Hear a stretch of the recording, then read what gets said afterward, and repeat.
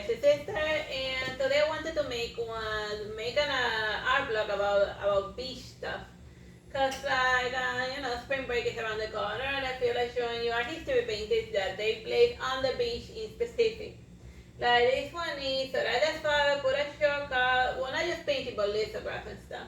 Cause her to rejoin him, and then it's by 1800s Gustav Dor from like he illustrated like the whole Don Quixote, like literally all of these things. That was back when like people actually made books with that were ridiculously high quality, but then again, like only rich people could like afford books back then, or even knew how to read. But so I guess they expected more banking for their buck.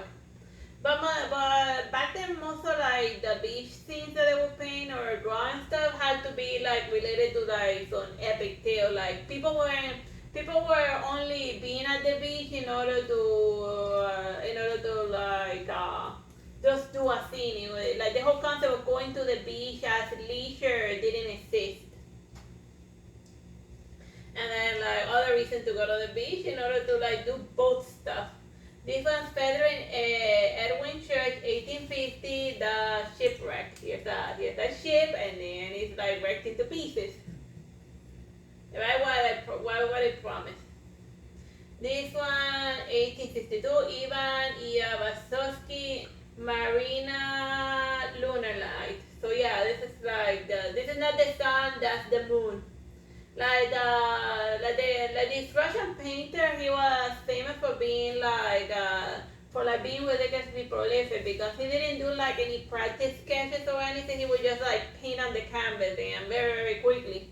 Cause the guy he had a photographic memory, so then like everything he needed to do to render the painting was already in his head. So Is if this he romanticism? yeah, it's romanticism, but like very late romanticism, cause like people say that. Well, by people I mean our historians in the West. They say that like romanticism ended when impressionism started like in like the early 1800s, but no.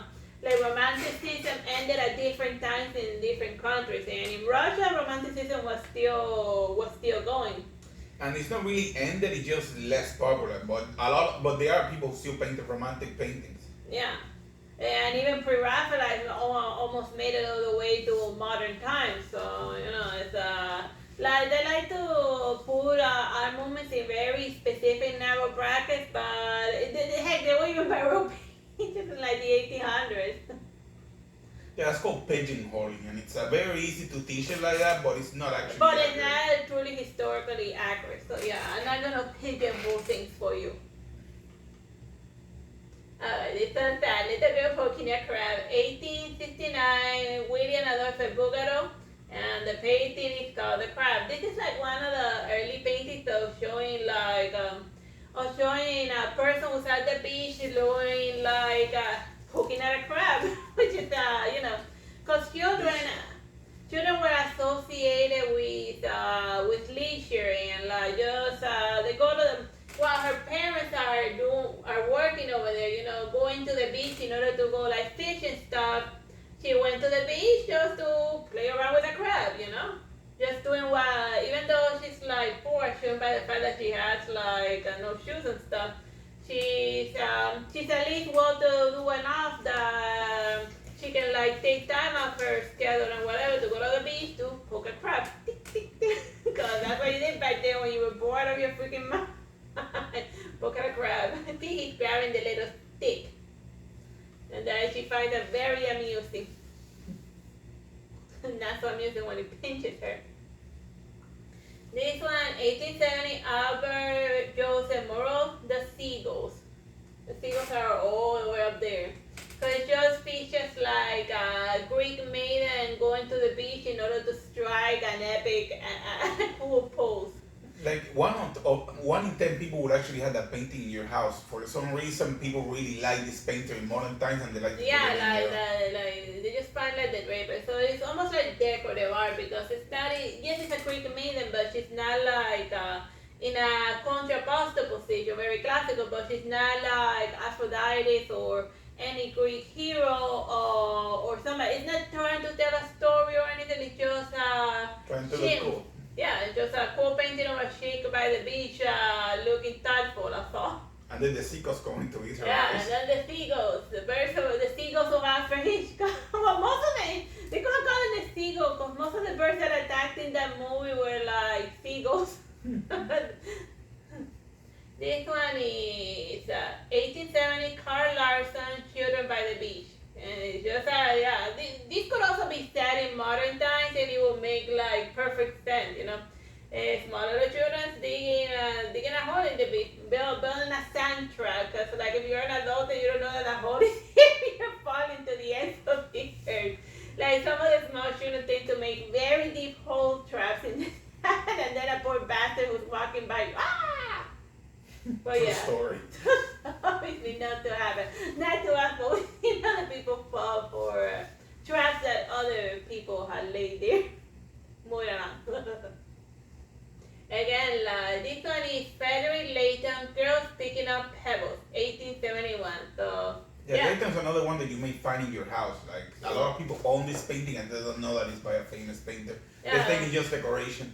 Yeah, because Greek maidens doing, how would you even pick up pebbles at the beach? I mean, at least it would make sense if it were seagulls, but pebbles, I guess maybe to decorate. You mean seashells, right? Not seagulls. No, pebbles. They're picking up pebbles. Frederick Layton, let it known to all modern times that they are picking up pebbles. See here, you can even see that it's a rock. Pretty sure they always pick up seashells. No, Picks up this pebbles. maid. Yeah, well, maybe they're gonna throw it at you. I mean, that maiden up there, the one in white, is making eye contact with the viewer. So yeah, so maybe they're gonna stone someone to death, like their cousin, because of honor. This one is Arnold Brooklyn. It's Swiss symbolism, Villa by the Sea. And then here's a maiden who's being a melancholy chic by the beach cliche. Like you would almost say that that's a cliche in painting. Just how many chicks have you seen of being melancholy chicks by the ocean?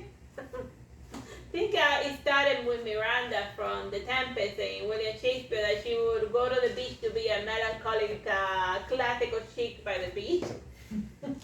She started that cliche and then like other shit, and then Yeah, next time we go to the beach, we talk about it, take a photo of the Artsy Sister. being a melancholic chick by the beach. Try to get some drapery. Or maybe I could even try to imitate some of the beach paintings, picking up pebbles. You can find a pebble by the beach, I'll give you $1 million. I could find a coconut being pulled by two seagulls. What were those birds?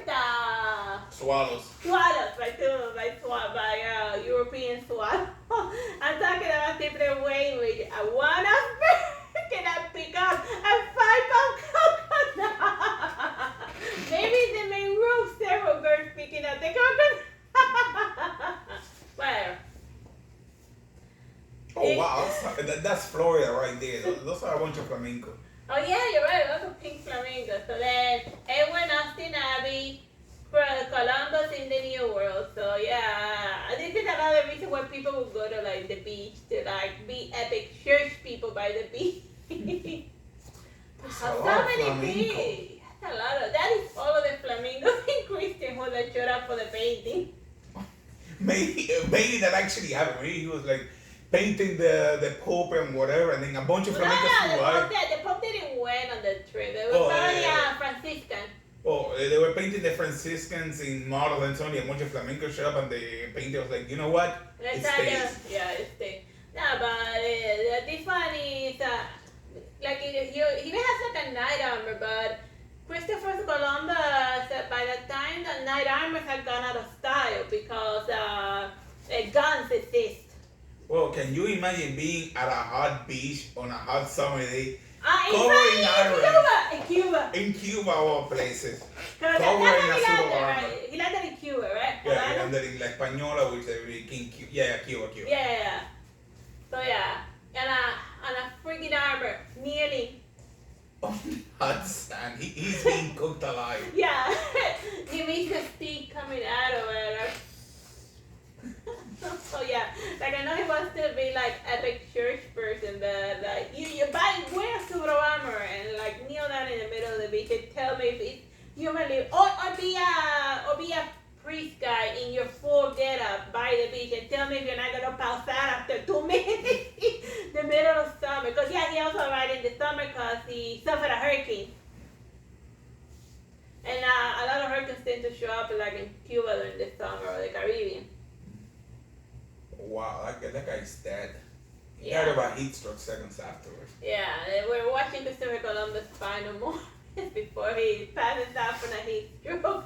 But of course, witches are gonna be blamed for that. Los Taínos. They say, oh, I fainted because I was wearing a stupid armor. Oh, wait, there's a Taíno here nearby. He made me faint. Go hanging because of witches. Oh, no, you fainted because you didn't drink water. Or you drank too much seawater. Like, the Taínos have like the coolest death story, like the history of the story. Yeah, like, I'd way be like, oh, if Spanish are gonna be in heaven, then I'll see you in hell. I'd rather see you in hell. And then they burn the poor bastard alive. Yeah. That is like the most badass way to die. Yeah. And like Jesus didn't tell people to burn other people alive to force them to convert. No, if you're gonna convert people, Jesus said feed them and give them lots of wine. That's how you win people to your religion, with like bread and wine and lots of fish. Not how these crazy medieval people were going about it, but whatever. They needed an excuse to commit murder. But I'm not gonna go there. You already went there and back. This one, 1880 Edward Pointer, outward bound. So then it's like... why are those legs there? Because I cropped up something else. Oh, I see, okay. Okay. The painting was much better. But yeah, it's like two kids that are fishing, and then here you see like the little fishing bubble and seashells. So it's a leisure painting of people by the beach doing what you would traditionally do at the beach, which is like get seashells and maybe fish something or nothing. I never seen anyone actually catch something, a fish at the beach. Maybe a crocodile, and then the crocodile eats you, but that's Florida for you. In Florida, then you don't fish, the fishes fish you. More specifically, the crocodiles and the python. This one is 1880 Hans Sachkan, a fawn in a nymph. Is that Rococo? What is this? Yeah, it doesn't look like Rococo, but it's the 1880s. So you see, even Rococo continue almost all the way up to modern time, because if I didn't tell you that this was the time period of this painting, you would think that this was Rococo. You would even thought he was a Tintoretto, one of those like... Yeah, but it's a green maiden being cute, green maiden hanging out by the beach and lots of water and splashy. That's a nice, pretty painting, because that was what Rococo was about. People being beautiful and like fooling around and stuff in a very Greek classical fashion. Oh, and lots of flowers. This one is Alma Tadema, 1891, a kiss. So yeah, if you're taking like an art class and your teacher starts giving you dates, send them this and then tell her that she's full of it.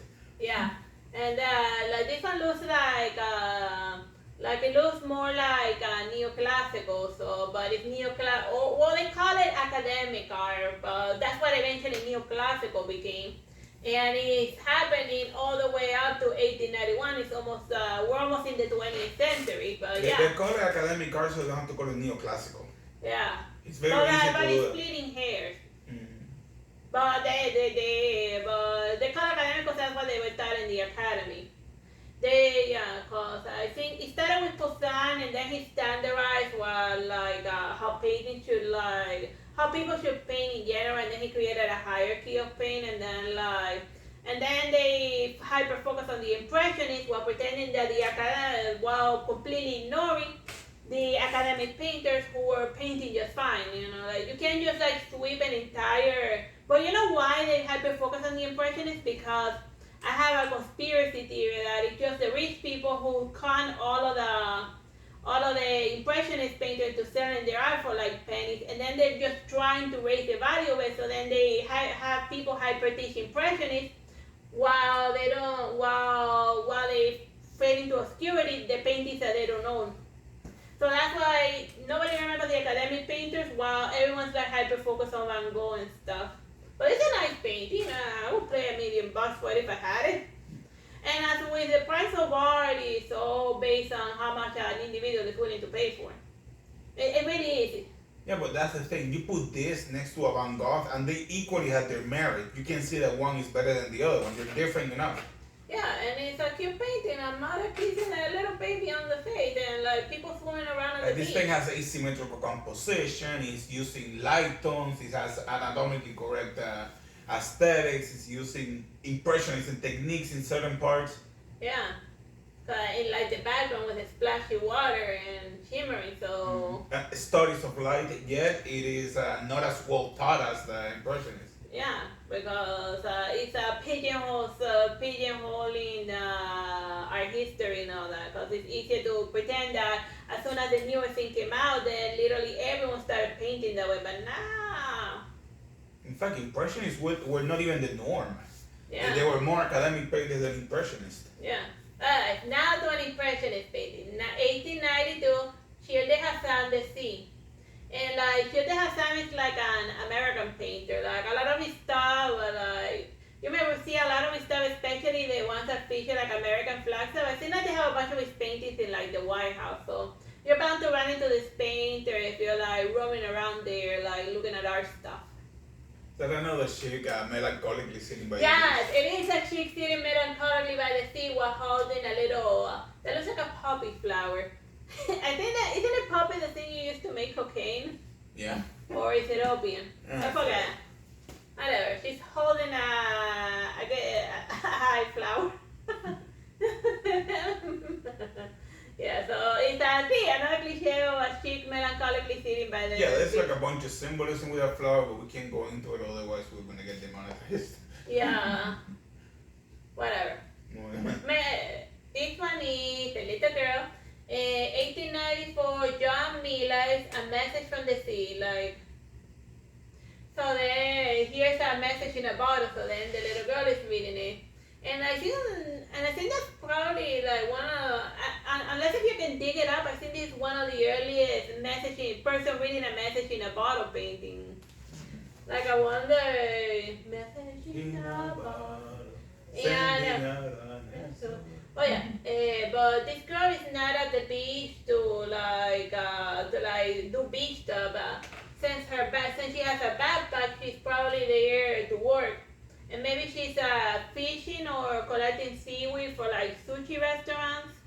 But you'll be thinking, oh, but they didn't have sushi restaurant back then, and then I'd be like, this is like close to the 20th century. They have the Europeans, especially the French, they were getting like foods and stuff and recipes from like literally everywhere. Like it shows well in the Phantom of the Opera that like Paris had become uber cosmopolitan, and it wasn't just that people from different cultures were running about. They also had like different cuisines, you know. And everyone remembers in the Impressionist period that they had an uber anime phase where they were, if it was made in Japan, they loved it. So obviously that translated as suddenly a huge demand for seaweed because they gotta make sushi. This one is another melancholic chick by the beach. 1895, Frank Dixie. Yeah, that's his name, Dixie. Dick and the word sea. And this one is Miranda. And Miranda's like the first melancholic chick by the beach from like the play The Tempest. So yeah, this is the chick that started the melancholic chick trope by the beach. So there she is, being melancholic. This one is, we're already like the 20th and 1902, Arthur John Esley, The Day's Catch. So then it's a little boy scaring little girls with like a crab. Isn't it the same crab that other little girl was poking earlier? That other little girl was poking the crab. Yeah, that crab's been through hell. Yeah. Get that word for me, and then they're throwing seaweed at him. But yeah, the kid, like kind of like how my uncle used to chase after my mother holding a rope, and she would jump to the roof. Oh my god, like little boys are just. But maybe times change or whatever. But yeah, but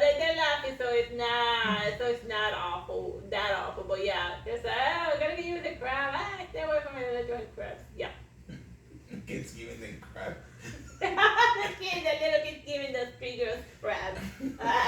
Literally, it's a crab. He's trying to give the crab and they're using a fish net to protect themselves from the kid that has crabs. Okay, Alright. that's creepy. Okay. Okay, 1908. Is it running? Yeah, it's running. Joaquin Sorolla after the bath and the bath by the beach. So then she's changing. This is the thing. She's changing out of her wet swimsuit into like a towel, and then she's like she's just being very cheeky about it while he's like looking straight at her. Like, I will cover you. No one will see you. But Oh, please, nobody will see you except me. Oh yeah, I know. Then don't worry about the stuff that you can change it, but then I you're will safe. see. No one can see you. No one can see you. No one can see you. It's like how's the peeping? How's the peeping? Tell me, how's the peeping?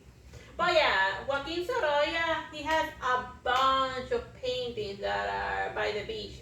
And he's like one of the few, well, they say that he's different from other Impressionist paintings because like usually Impressionist painters, they use like very bright colors, but he like very warm, earthy colors. So you're gonna see a lot of like browns and reds in his paintings, and like he has the most people fooling around at the beach paintings of any painter. So yeah.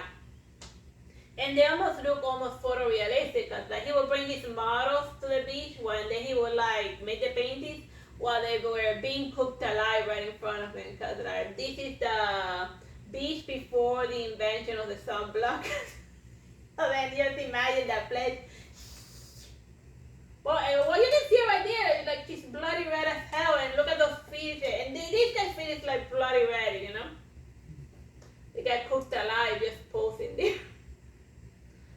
There's Miranda, yet again, 1915 by William Waterhouse. Another Miranda? Yeah, another Miranda being a melancholy chick by the beach. This one is 1924, Ina Boyes, the Green Goddess. And then it's She's in Florida. She's in Florida. There you see the crocodile. And the coconut. And the crocodile. She's trying to get up a coconut tree to get away from the crocodile, but the real crocodile will actually be like enormously bigger. And yes, if you're getting chased by a crocodile, I don't think crocodiles can climb. So do climb a coconut tree, but do not try to run away with them. Those things can like run at 40 miles an hour. Game over. Climb to the nearest high ground. Because they can't climb trees, but they will catch it. You're not going to run a crocodile. There's just no way. No human alive. The fact that human can only go like 13, 14 miles per hour, but like a crocodile can go to 40 from 0 to 40 in like a second. And maintain it. It's not going to get tired. That crocodile is not going to get tired. I'm never going to start stressing it out. The crocodiles in Florida will kill you. Have killed people. It almost ate Dexter more than what he was filming in the Everglades. And that's the last time they messed around. They moved into the beach because like based on the actor's reaction, it was pretty obvious that I was on stage. That was a legit flesh and blood crocodile that just wandered into the Everglades. I gave it the googly eyes. Hey, you have a great fun.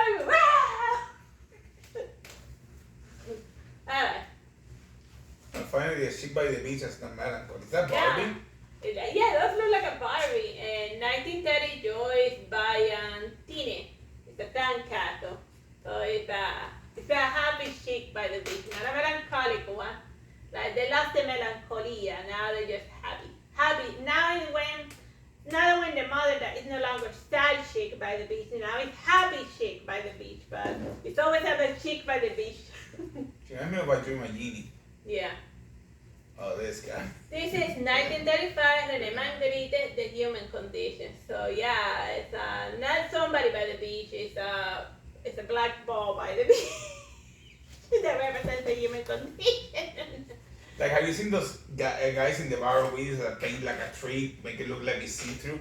Well, he's doing that except that it's a whole painting. Yeah, like the painting is like blending into reality.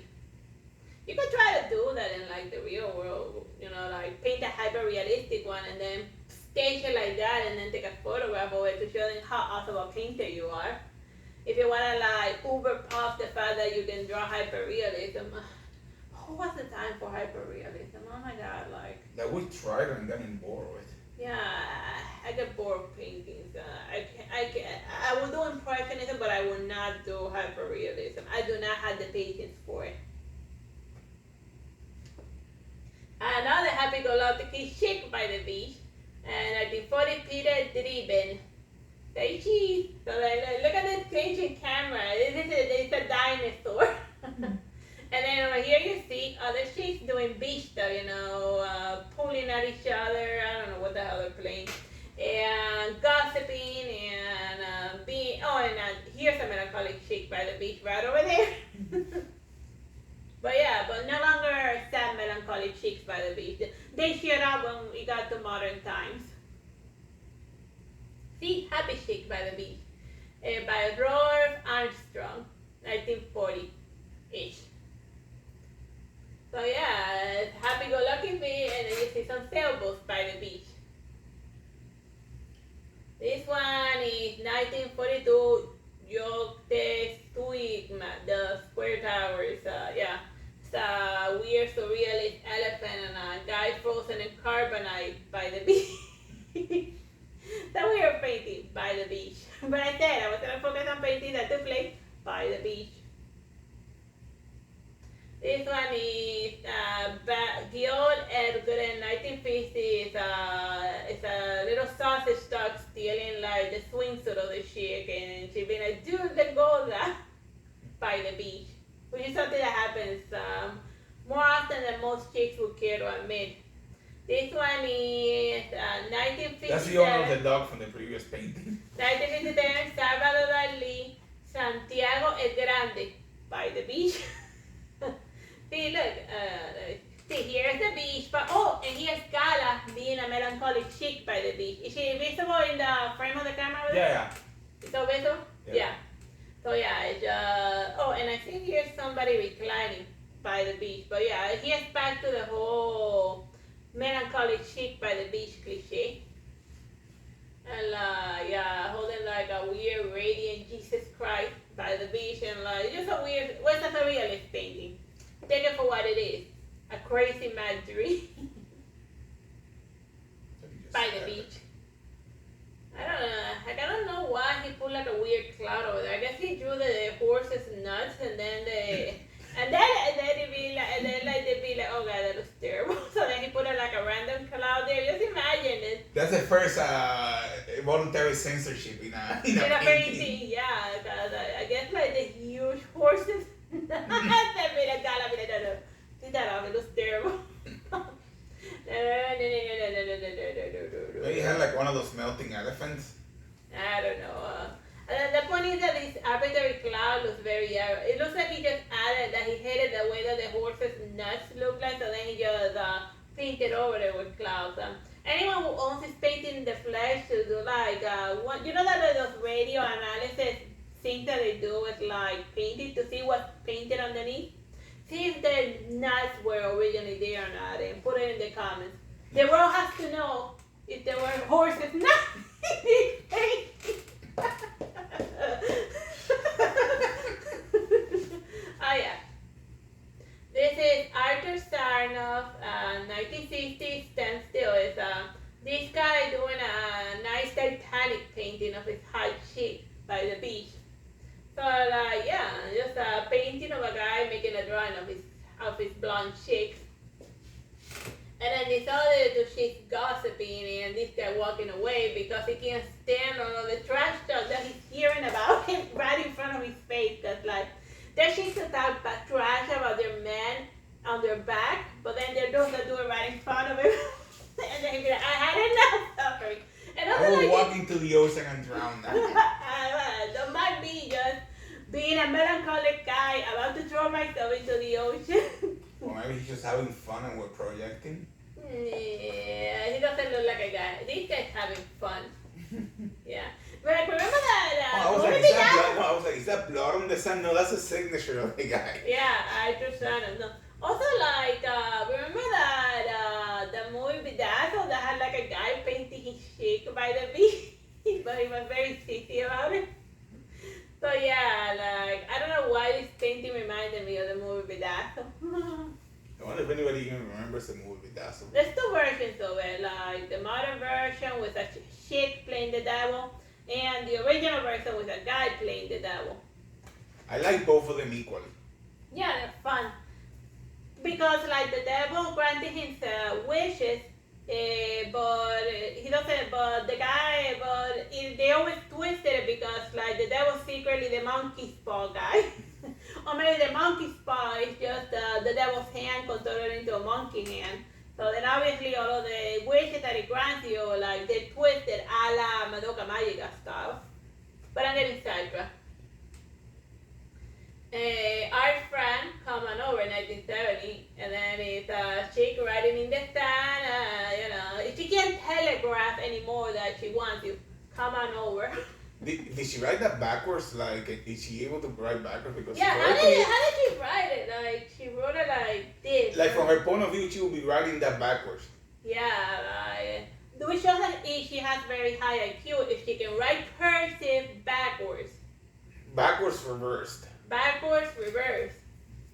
And then she underlined it. So yeah, then she maybe she's like that actress that invented Wi-Fi, who was very smart. Remember that? I forgot her name.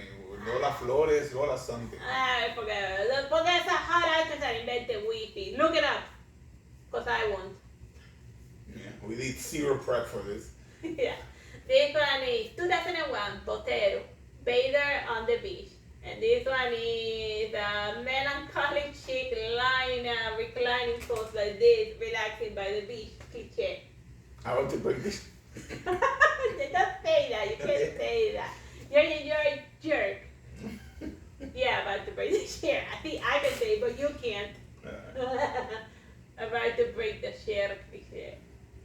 Is she doing the Titanic pose? Oh yeah, it's drumming like one of your French girls' pose. Cliché. When was this drawn? Was this after Titanic? Did Botero Well, watch? 2001, so like Yeah. Titanic, yeah. So he definitely saw Titanic, and then he made this painting, paint me like one of your French girl poses. Like, is Botero still alive? Because Yeah. we are huge fans of Botero. If you're watching this, You're keep artist, going. Keep going. No, he speaks Spanish. Somos grandes fanáticos de Botero, tu arte es buenísima. Mejor que Brito. Mejor que Brito. Que grito. Ah! Whatever, we're done. And that's the last fish painting. Happy spring break, everyone. Bye-bye and God bless.